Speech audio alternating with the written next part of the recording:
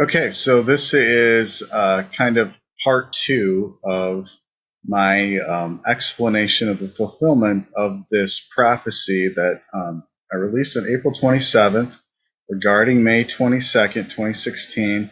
And in the first kind of installment, I talked about how the rivers, the Missouri River and the Mississippi River, had actually flooded on May 22nd. They flooded at two very specific places. One was called Napoleon, Missouri, and that's where the Missouri River was flooding, and then the Mississippi was flooding at Red River Landing.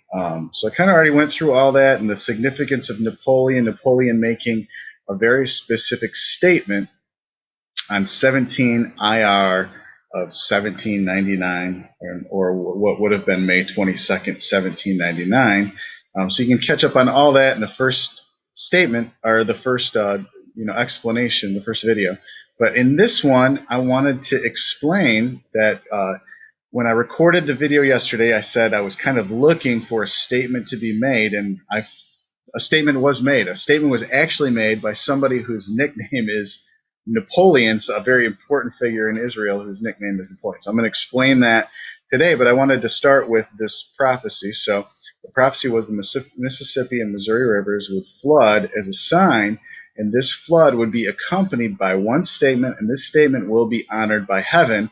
And then the Lord connected it to the temple, and he says that that's like Babel's tower. So I was looking for the statement, actually, and yesterday I pointed out that the Lord on Monday had given me some information about what this statement was going to look like, and so, or on Tuesday. So I guess we'll go there next.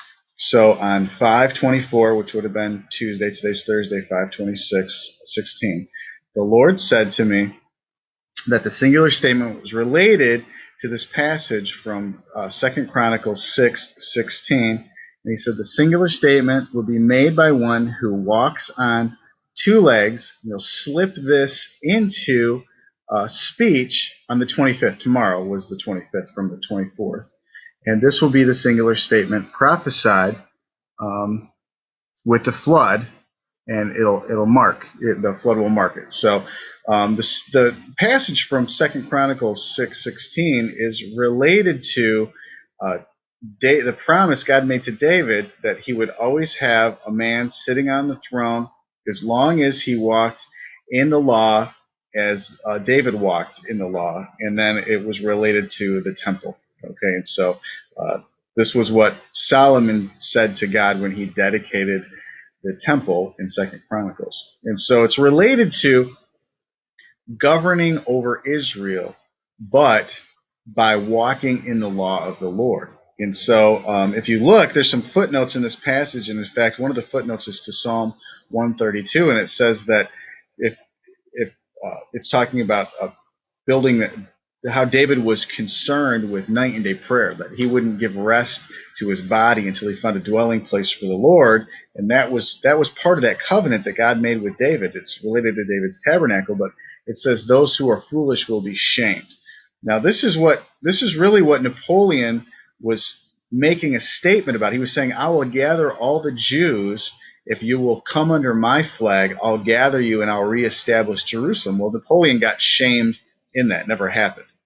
In fact, Napoleon, that was a ruse. It was a lie, and Napoleon wasn't honoring this covenant.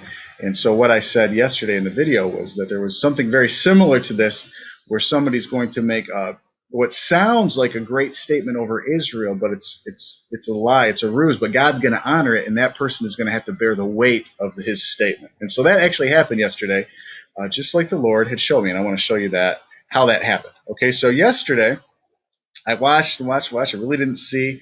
I saw some news articles about the United States making some statements. In fact, I posted them on Facebook for a minute, and then I took them down because I'm pretty sure I was seeing something important, but I was kind of missing the point of it. And it wasn't until today that I understood the point of it. So yesterday, there was a joint press conference that a guy named Benjamin Netanyahu, he's the prime minister of Israel, and another man named Avigdor Lieberman, who is the new defense minister of Israel, they formed a joint coalition because Netanyahu's government was very weak. It was on the verge of collapsing. You have to have so many Knesset seats. The way that the Israeli government works is you have to. It's kind of a coalition forming government. You have to have enough Knesset seats in order to have legitimacy to govern. And Netanyahu was on the verge of not having enough Knesset seats. In fact, there was an election in December of 2015, and Netanyahu barely won, or maybe it's 2014, in December of 2014. Netanyahu barely won. He's been governing with a very weak coalition ever since then. And so right now he's trying to strengthen his coalition. He's trying to strengthen it before May 22nd because the Knesset came back into session on May 22nd. And so he made this very odd partnership with a very right wing, that means super conservative, doesn't really not a peacemaking guy. He's not a compromiser. He's looking to kind of not make peace with Palestinians, basically. But they're saying they're going to make peace. Okay, and so some articles came out yesterday as this press conference was happening about Netanyahu and this guy named Lieberman. Now, I was looking because of what the Lord had told me in that Second Chronicles passage. I was looking for someone who would stand on two legs to make a statement. I didn't really know what that meant, but I was looking yesterday at that phrase. That phrase is actually a very common Chinese phrase. It came from Mao when Mao was establishing the communist government in China, and it has to do with walking in a balanced way. So Mao said, I'm not just going to focus on industry, I'm going to focus on agriculture as well. That way the government will walk on two legs. Now, this article that came out in Haaretz yesterday about this statement that Benjamin Netanyahu had made. Benjamin Netanyahu made a very specific statement. There's an article in Haaretz that I'll get to. I guess I'll go in order here. So I'm kind of excited. So I'm thinking not as linear as I normally would. So let's start actually with the flooding. Okay, so this is the flood map for today. Now, if you remember, I showed you a flood map yesterday. This was the flood map yesterday. This is the Mississippi River right here. No orange. This is let's see here, the Missouri River is right here. Okay, and so that's Kansas City right there. See, there's no orange on the Missouri River either, but this was where the flooding was happening, where the yellow was, and the yellow here. And you remember from yesterday, I said there was a lot more flooding yesterday than there was the day before. Well, today, the flooding is really kind of going through the roof. So this is Kansas City here. Look at all of this orange. The flooding is getting way worse on the Missouri River. It's getting way worse on the Mississippi River.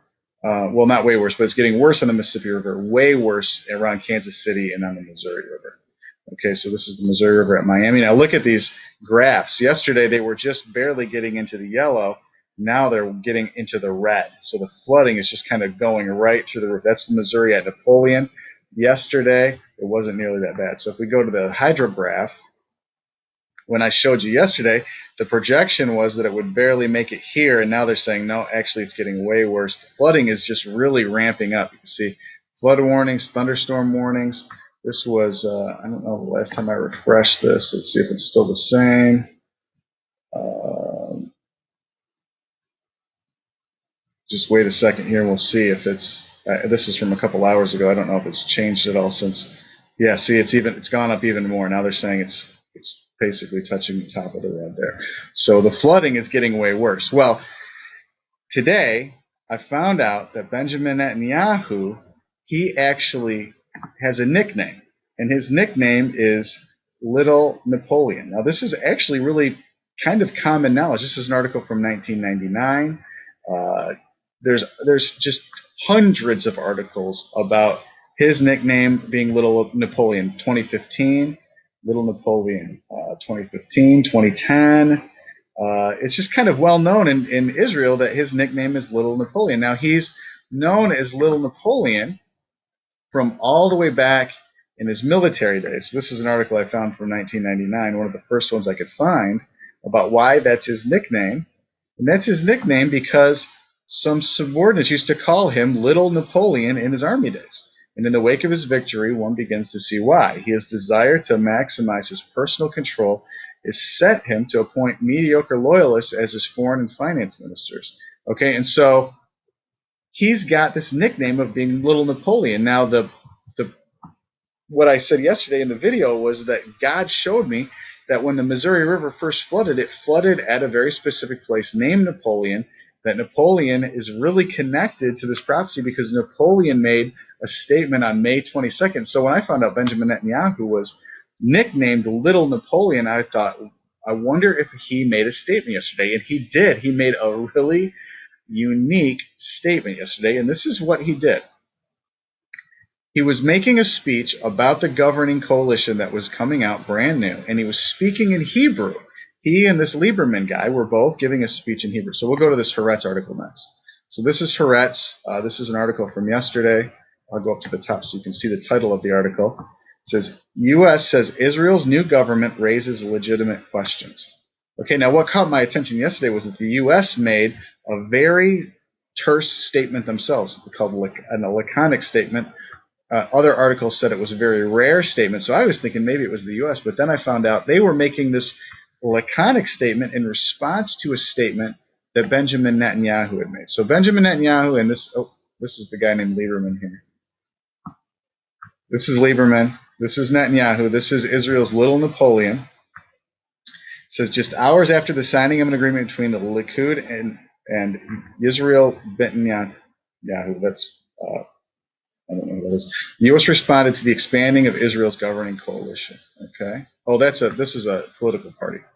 Israel Netanyahu is a political party in Israel. Likud is Netanyahu's party. This one is Lieberman's party. Okay, more conservative. So it says that the United States, they kind of reacted to it. They don't like it because we have reports from Israel describing it as the most right-wing coalition in Israel's history. We also know that many of its ministers have said they oppose a two-state solution, which the United States really cares about. But Toner then added that the United States will judge the government based on its actions. Now, the prime minister, when they had this press conference, says on Wednesday, after signing the coalition agreement with that political party, Netanyahu made this point again. What was the point that he was making? He was trying to give comfort to the United States government that he is going to do whatever it takes to resume negotiations with the Palestinians. So he's really interested in convincing the United States that he'll do whatever it takes to make the United States happy that he is negotiating with the Palestinians. So if we go down, we find out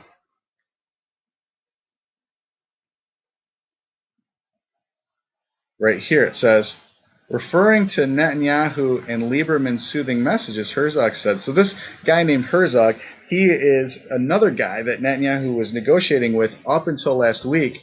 And at the very last minute, Netanyahu changed everything he was doing. Instead of partnering with this Herzog guy, he partnered with this Lieberman guy. And Herzog's upset. He says Lieberman muttered some words in English about the need for a diplomatic move, not in Hebrew, heaven forbid. And Netanyahu said he's committed and wants to. Now, it was all I and myself, but nothing about Bennett or Lieberman about his partners, Herzog added. Israelis should be concerned over a rightist coalition that will lead them to extremely dangerous places. The leaders who are ready to take responsibility and stretch out their hand don't understand how and in what way Netanyahu could carry out those words now remember, the Lord told me he's going to stand on two legs. Bennett on his right and Lieberman on his left. So Netanyahu is actually standing on a liberal and a very conservative position at the same time in order to balance out this statement that he made. So what is the statement that he made? If we look, we find out that what he did, look here, it says English remarks by PM Netanyahu. So in the middle of a speech that these two guys were giving, they were both speaking in Hebrew until for a couple of sentences, Benjamin Netanyahu gave a statement, a very singular statement in English, just like the Lord had told me was going to happen. Okay, so remember, the prophecy was the Mississippi and Missouri rivers would flood, and this would be accompanied by one statement. This statement will be honored by heaven. Okay, and I explained yesterday how it was going to happen on yesterday. It was going to happen on the 25th. Okay, so this is what the Prime Minister of Israel's Little Napoleon said on the 25th, just like the Lord told me. My government remains committed to pursuing peace with the Palestinians, pursuing peace, I'll zoom in here, with all of our neighbors. My policy has not changed. We'll continue to pursue every avenue for peace while ensuring the safety and security of our citizens. I believe the developments in the region have created new challenges for us all, but I also believe that they've created new opportunities for peace, and I intend to seize those opportunities. A broader government, remember, he's standing on two legs or walking on two legs. A broader government, a more stable government will make it easier to do so. So this is the part that I want you to see. We'll continue to pursue every avenue for peace while ensuring the safety and security of our citizens. So this is going to be honored by heaven. This is very, very negative, that they are going to pursue every avenue for peace. That means they are going to do the biblical things that are promised, which is to divide Jerusalem. They're going to divide the Temple Mount. They're going to confirm they're going to agree with a covenant that Benjamin Netanyahu already agreed to a covenant in 2013 with the United States about how to make peace with the Palestinians. And then he backed out of it when the Palestinians joined with Hamas in the spring of 2014. And what he's saying now is we're going to pursue every avenue for peace while ensuring the safety and security of our citizens. The only way that happens is by letting the United States tell them what to do and protect them. And God is going to honor this. You watch. This is exactly what the Lord told me. Now, this is very, very negative. This is a very negative development for Israel, and it's a very negative development for the U.S. because the U.S. is trying to force Israel into false peace. And what Netanyahu is saying is, I'm strengthening my position, I'm strengthening my coalition so that I can walk with two legs into this very, very dangerous thing that I'm agreeing to. Now, we look, let's see. I'll open up one more tab and then I'll wrap it up here. You go to Isaiah 28. This is what we can see literally happening right now. Okay, let's see. I can pull it up. I pull it up here. Bible Gateway. Just want you to see this passage.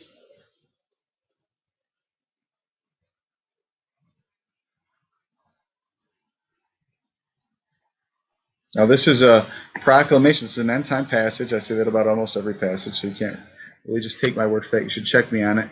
But this is a passage that the Lord is spoken over Israel in the end time, that she would make a covenant with death because she was hasty to make peace because all the nations were starting to get mad at her.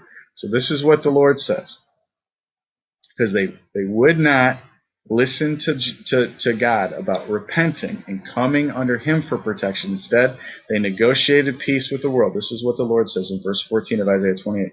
Therefore, hear the word of the Lord, you scoffers who ruled his people in Jerusalem. You boast, we've entered into a covenant with death. With the realm of the dead, we've made an agreement. When an overwhelming scourge sweeps by, it cannot touch us, for we have made a lie our refuge and falsehoods our hiding place. This is what the sovereign Lord says. See, I lay a stone in Zion, a tested stone, a precious cornerstone for a sure foundation. The one who relies on it will never be stricken with panic. I will make justice the measuring line and righteousness the plumb line. Hail will sweep away your refuge, the lie, the water overflowing your hiding place. Your covenant with death is annulled. Your agreement with the realm of the dead will not stand. When the overwhelming scourge sweeps by, you will be beaten down by it. As often as it comes, it will carry you away, morning after morning. And then it goes on to describe what that looks like. So this is the deal.